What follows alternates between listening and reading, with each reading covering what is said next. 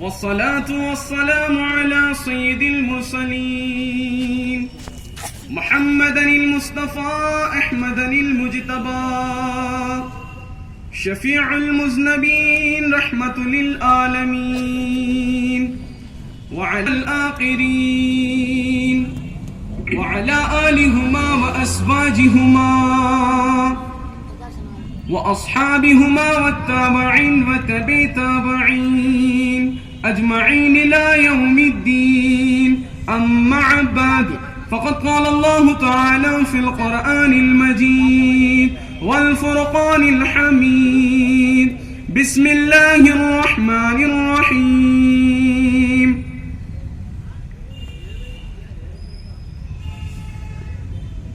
فانطلقوا وهم يتخافتون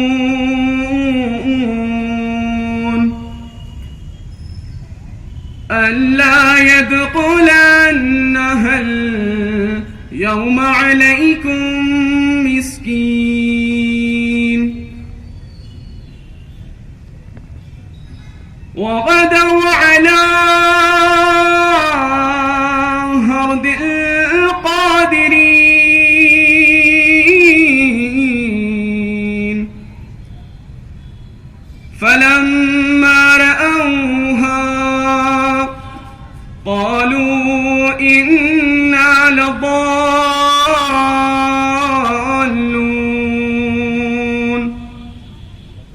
صدق اللہ العلی العظیم. محترمی والدی و مرشدی و قابل احترام مرشدین اکرام و فقراء الزام و بزرگوں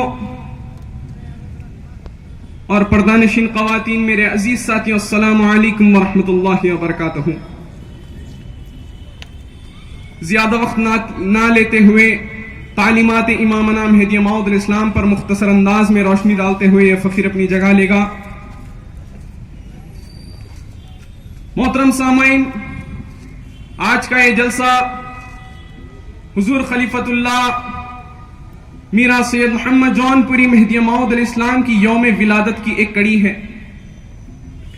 برادران عزیز، روزہ اول ہی سے، یعنی جب سے اس دنیا کا وجود عمل میں آیا ہے، اس وقت سے لے کر حضور نبی کریم صلی اللہ علیہ وسلم تک بنی نوح انسان کی اصلاح، فلاح، بہتری اور سلامتی کے لیے مختلف ادوار میں، مختلف اوقات میں، مختلف مقامات پر، مختلف زمانے میں مختلف ہادی پیغمبر و رسول اللہ تبارک و تعالیٰ کی طرف سے آتے رہے. محترم سامعین، یہ پیغمبر و رسول اپنے اپنے زمانے کے مزاج اور ذہنی سطح انسانی کے تحت تعلیمات دیتے رہے اور معجزے پیش کرتے رہے تاکہ لوگ شرک سے وحدانیت کی طرف آئیں اور دین اسلام یعنی سلامتی والے مذہب کی طرف راغب ہو سکے.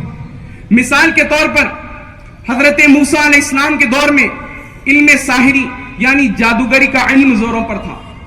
اسی طرح سے حضرت عیسیٰ علیہ السلام کے دور میں حکیم و طبیب کا دور دوڑا تھا.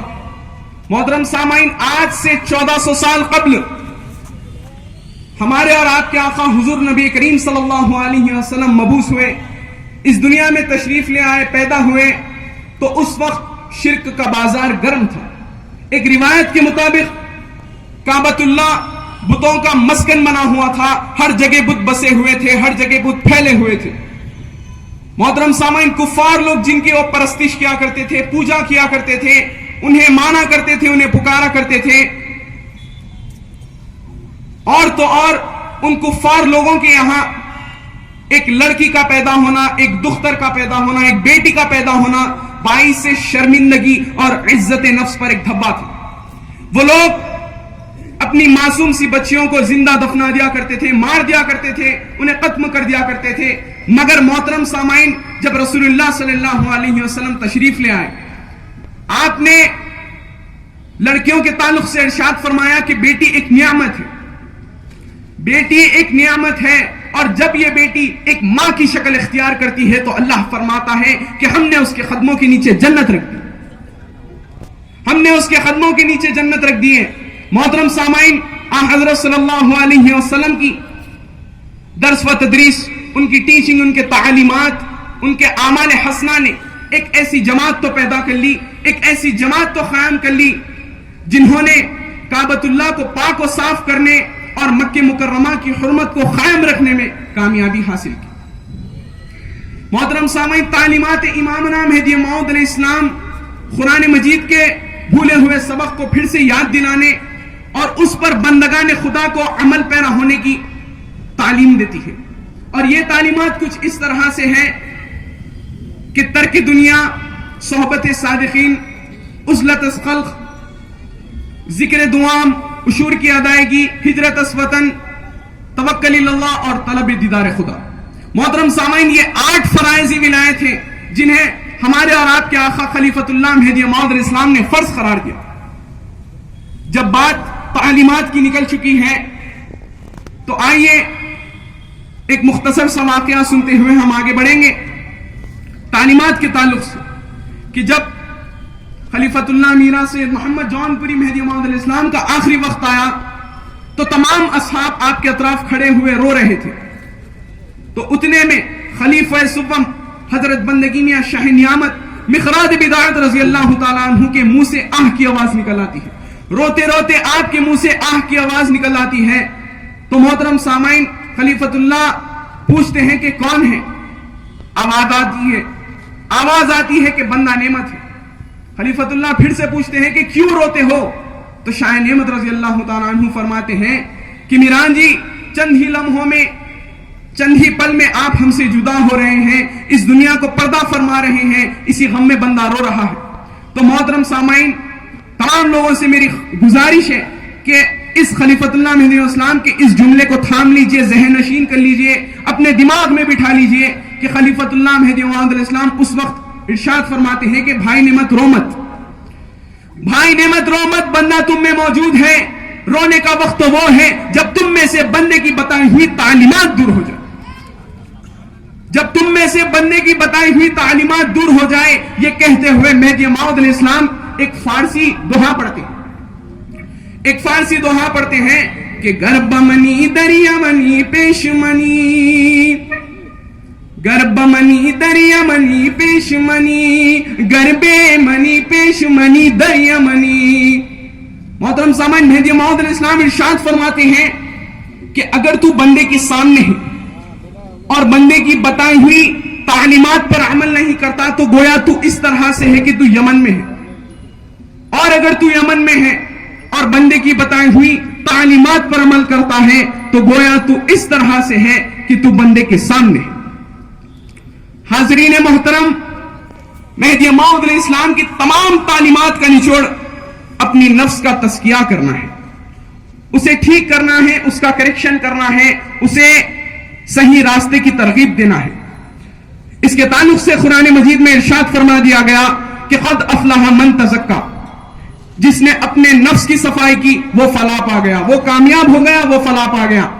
محترم سامعین، جب بات نفس کی نکلی ہے تو ان واقعات کو سنتے ہوئے ہم آگے بڑھیں گے کہ خلیفۃ اللہ مہدی موعود علیہ السلام کس طرح سے اپنے اصحاب کو اپنی نفس کا تزکیہ کرنے کی تعلیم دیتے ہیں۔ یاد کیجئے خلیفہ سوم حضرت بندگی میاں شاہ نعمت رضی اللہ تعالیٰ عنہ کے اس واقعے کو، کہ جب آپ کے والد محترم ملک بڑے کا انتقال ہو گیا تو آپ کو بادشاہ کی طرف سے آپ کے والد محترم کا منصب ملتا ہے، تو اس درجے کا، اس لیول کا مقام نہیں ملتا جو آپ کے والد محترم کا تھا، اس سے کم درجے کا آپ کو ملتا ہے۔ تو شاہ نعمت رضی اللہ تعالیٰ عنہ اسی دوران اسی کے تعلق سے آپ کا جھگڑا سدی عبداللہ کے لڑکے سے ہو جاتا ہے، تو اس جھگڑے کے دوران سدی عبداللہ کے لڑکے کا قتل شاہ نعمت رضی اللہ تعالیٰ عنہ کے ہاتھوں ہو جاتا ہے۔ تو شاہ نعمت رضی اللہ تعالیٰ عنہ کو قتل کرنے کا بادشاہ کے پاس سے جاری کردہ حکم نکلا تھا کہ شاہ نعمت کا قتل کر دیا جائے۔ یہ کب کا واقعہ ہے؟ شاہ نعمت رضی اللہ تعالیٰ عنہ ابھی مہدی اسلام سے ملاقات نہیں کی، تو شاہ نعمت رضی اللہ تعالیٰ عنہ تصدیق مہدی موعود علیہ السلام سے پہلے اپنی جان بچاتے ہوئے آگے دوڑ رہے تھے، پیچھے بادشاہ کے لوگ آپ کو گرفتار کرنے کی نیت سے، آپ کا قتل کرنے کی نیت سے آ رہے تھے.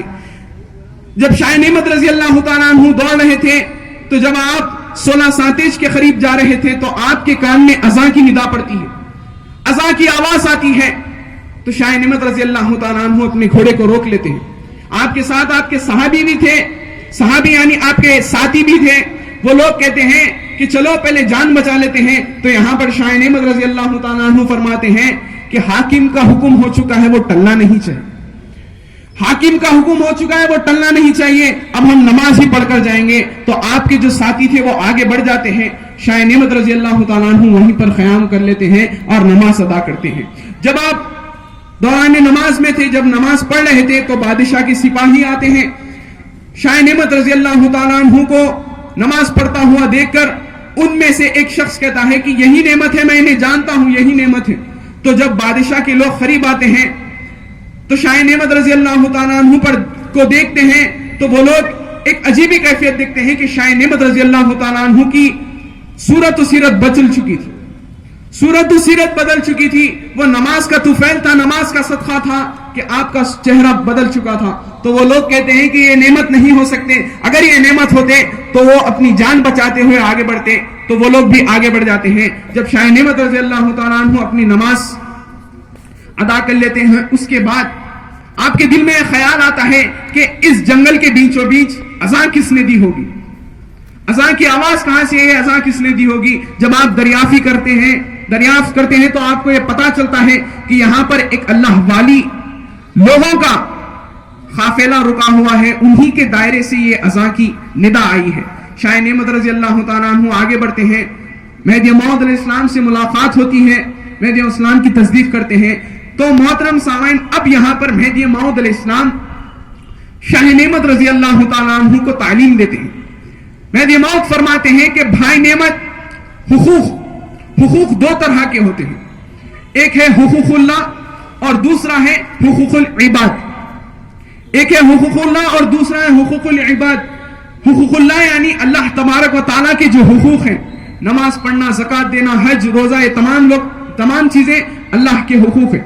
تو مہدی اسلام فرماتے ہیں کہ بھائی نعمت، جو حقوق اللہ ہے اگر وہ ہم سے چھوٹتا ہے تو ہم اس کی معافی اللہ تبارک و تعالیٰ سے طلب کر سکتے ہیں. ہم سچے دل سے توبہ کریں تو اللہ بے شک ہمیں معاف کر سکتا ہے. مگر جو دوسرا ہے حقوق العباد، اگر کسی مخلوق کو، کسی شخص کو اپنے آپ سے تکلیف پہنچتی ہے تو ہمیں معافی بھی اس سے ہی مانگنا چاہیے، معافی بھی طلب اسی سے کرنا چاہیے. تو شاہ نعمت رضی اللہ تعالیٰ عنہ سمجھ جاتے ہیں. تو آپ پھر سے اپنا گھوڑا واپس دوڑاتے ہیں اور سدی عبداللہ کے گھر تشریف لے جاتے ہیں. سدی عبداللہ کون؟ جس کے لڑکے کو آپ نے قتل کیا تھا. سدی عبداللہ کے گھر کو جاتے ہیں، دستک دیتے ہیں تو اندر سے آواز آتی ہے کہ کون ہے؟ باہر سے آواز آتی ہے کہ بندہ نعمت ہے، بندہ نعمت ہے.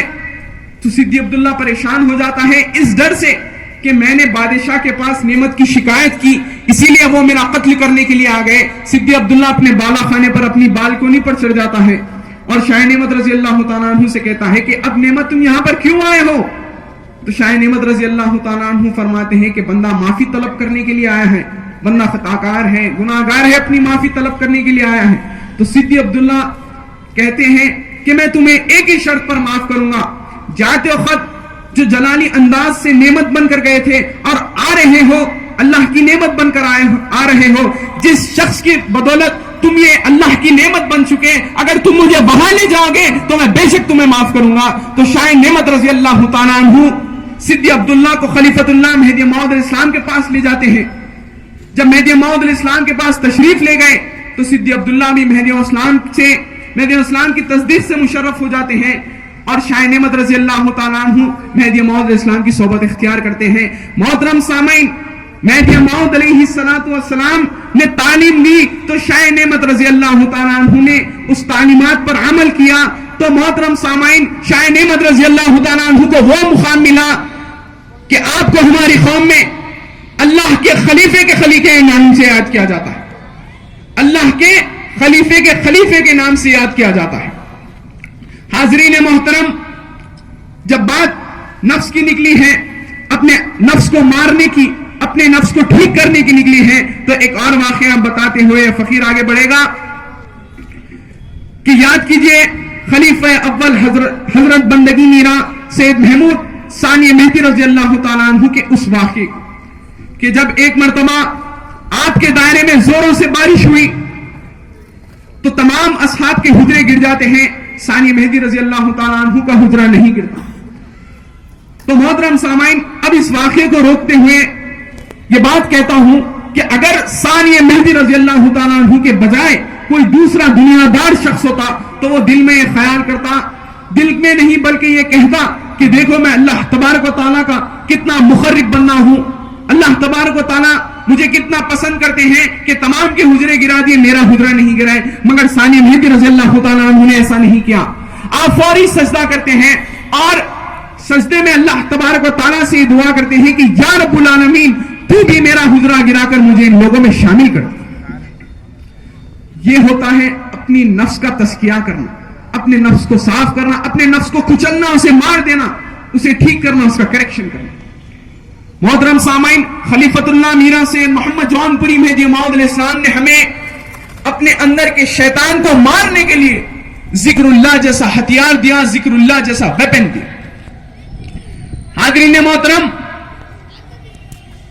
ذکر اللہ سے انسان کے خیالات پاک و صاف ہوتے ہیں. سب سے پہلے اپنے نفس کا تزکیہ کر لیں، پھر ذکر اللہ کثرت سے کریں. یاد رکھو ایک منزل وہ بھی آتی ہے کہ بندہ بندہ نہیں رہتا بلکہ وہ اللہ تبارک و تعالیٰ کی ذات میں فنا ہو جاتا ہے. ذکر سے پہلے اس بندے میں کوئی اثر نہ تھا، مگر ذکر کرنے کے بعد اس کی شخصیت نورانی ہو گئی. اگر کوئی شخص اسے دیکھے گا تو کہے گا کہ یہ بندہ نہیں ہے تو فرشتہ ہے جو زمین کی طہارت کے لیے اللہ تبارک و تعالیٰ نے اسے آسمان سے اتارا ہے. محترم سامعین، آخر میں ایک بات کہتے ہوئے فقیر اپنی جگہ لے گا کہ مہدی موعود علیہ السلام نے 26 مقامات پر ہجرت فرمائے ہیں. ویسے تو اور بھی کئی سارے مقامات ہیں مگر کتب میں ان 26 کا ذکر کیا گیا ہے. ان 26 مقامات کو آپ کے سامنے رکھتے ہوئے اور ایک شعر کہتے ہوئے فقیر اپنی جگہ لے گا کہ مہدی موعود علیہ السلام جونپور سے ہجرت فرماتے ہوئے کالپی، چندیری، مانڈو، چاپانی اور دولت آباد، احمد نگر، بیدر، گلبرگہ، بیجاپور، سیتاپور، ڈابل بندر، جدہ، مکی مکرمہ، دیوبندر، احمد آباد، پھر پٹن، بنڈی، جالور، ناگول، جیسلمیر، ٹھٹا، خراساں، کاہا، خندار، فرام ہوا. یہ 26 مقامات ہیں جن پر مہدی موعود علیہ السلام نے ہجرت فرمایا. اور محترم سامعین، ایک آخری شعر کہ اگر آپ نہ آتے تو کبھی امت کو نہ ملتا. توجہ چاہتا ہوں، تمام کی توجہ چاہتا ہوں. اگر آپ نہ آتے کبھی امت کا نہ ملتا، دیدار کی منزل کا پتہ مہدی موعود. وآخر الدعوانا الحمدللہ.